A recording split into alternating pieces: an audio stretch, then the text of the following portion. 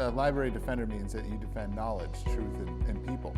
A library defender is someone who cares about people. Someone who recognizes the value that libraries bring to our community. Someone who takes the library and all of its resources and basically nourishes their brain. A library defender is someone who knows what their local library provides to the community and participates in that. And I am a library defender.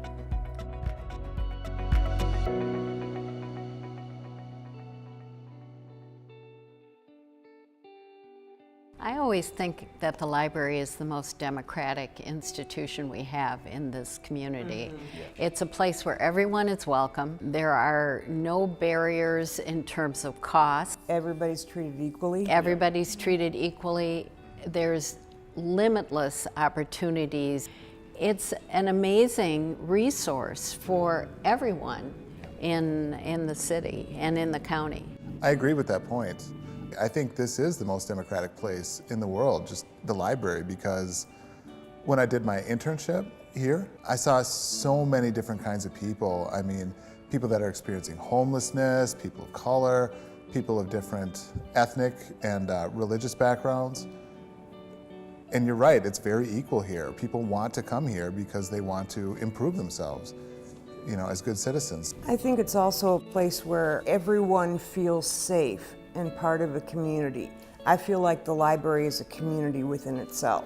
And in the kind of atmosphere that we have now, where everything is so politicized, it's a place where everyone can be together and interact and seek their own level. Someone can come to a library and work on getting their GED. Yes.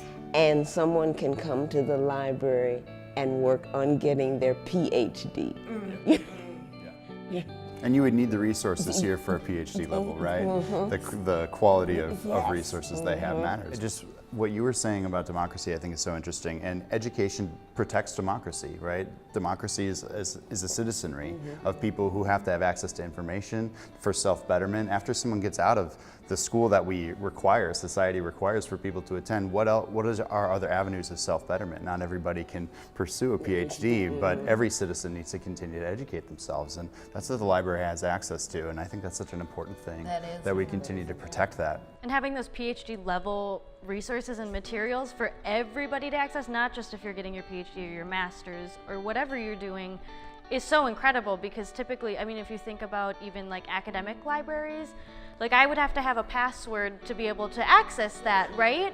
And so, but I can walk into any Hennepin County library and access that same material and be able to find that same betterment that I want for myself. If we didn't have libraries, then I think we would be a more divided society, because then those people who had economic power and would be in charge of resources, education, bettering yourself, and if you didn't have the economic clout, then you wouldn't have that.